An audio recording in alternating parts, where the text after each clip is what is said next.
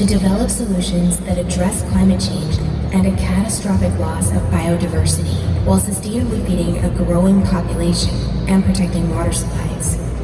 Developing sustainable solutions to these challenges requires the rapid collection and analysis of diverse data sets.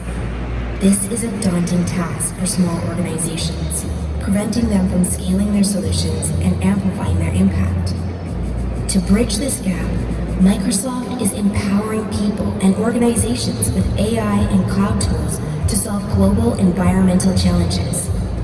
Through AI for Earth, individuals and organizations are now using AI to collect, process, and analyze data at a scale and speed previously unimaginable, growing more food while protecting our natural resources for future generations, turning information into insight to prevent and even predict environmental threats, and developing algorithms that enable smarter, tailored conservation solutions down to the individual animal. Microsoft is committed to accelerating innovative solutions and creating a more sustainable future with new open source apps that anyone can use, partnerships to accelerate progress, and grants to empower organizations around the world so everyone can harness AI and together create a better future.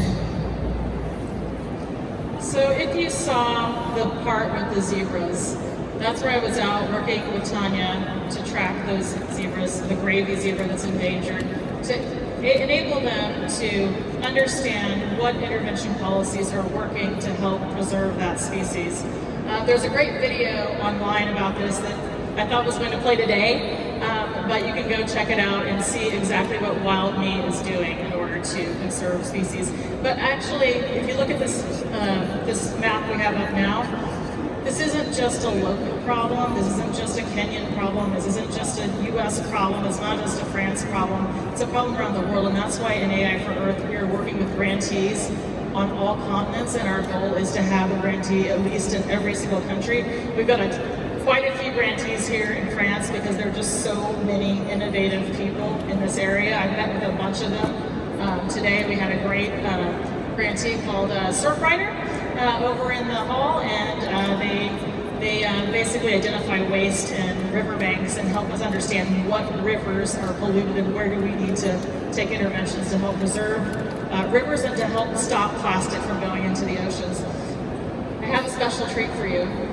I have one of our AI for Earth grantees named Nick Wise, who's here from Oceanline, and he is going to tell you about the work that he is doing to help with fisheries. Nick?